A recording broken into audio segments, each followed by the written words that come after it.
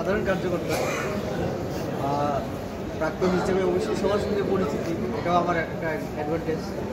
তো যেহেতু আমি সংগঠনের সাথে যুক্ত, তার জন্য 2 দিন ব্যাপী আজকে, গতকাল এবং আজকে আমি সংগঠনের কাজ করছি। এখানে আজকে কদমতলা কর্তৃকে রাখা হয়েছে বৈঠক, গতকাল আরেকটা ভাগ বসে। তো আমাদের নাড্ডাজি সাম্প্রতিক যে ত্রিপুরা সফর করেছিলেন, সেখানে কয়েকটা নির্দেশ তিনি দিয়েছেন।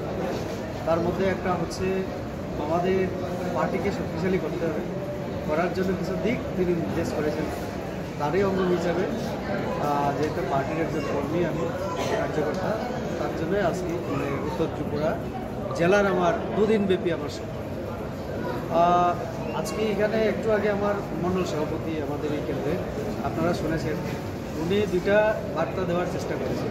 একটা হচ্ছে এই মণ্ডলকে শক্তিশালী করতে হবে, করতে গেলে আমার পার্টি এবং যারা জনপ্রতিনিধি, সরকারের কাজে যারা যুক্ত, তার সমন্বয় সাধন করতে হবে।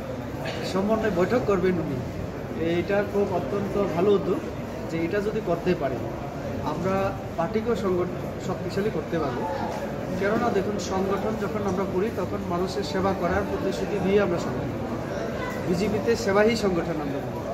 তো এখন যারা জনপ্রতিনিধি হয়েছেন আমাদের পার্টির তরফ থেকে, কেউ পঞ্চায়েতে, সমিতিতে, তারপরে জেলা পরিষদ, তো তারা যে কাজকর্ম করবে, রাস্তাঘাট, পানি, জল, বিদ্যুৎ, সাধারণ মানুষের সুখ দুঃখের, এইগুলি যদি আরও বেশি করে আমরা পার্টির সঙ্গে বসে সমস্যাগুলিকে আমরা চিহ্নিত করতে পারি, তার সমাধানের আমরা চেষ্টা করি, সমন্বয় বৈঠক যেটা। তো আগামী দিনে পার্টিকে আরও শক্তিশালী করব, মানুষ আমাদের সঙ্গে আসবে। নরেন্দ্র মোদী এমনিতেই দেশের জন্য করছেন অনেক কিছু, নরেন্দ্র মোদীর নামটাই যথেষ্ট। আমরা চাইছি আমাদের কর্মীরাও আরও বেশি করে জনগণের জন্য নেমে পড়ছে। তার জন্য এই সম্বন্ধে এই জন্যই প্রত্যেক মণ্ডলে বৈঠক।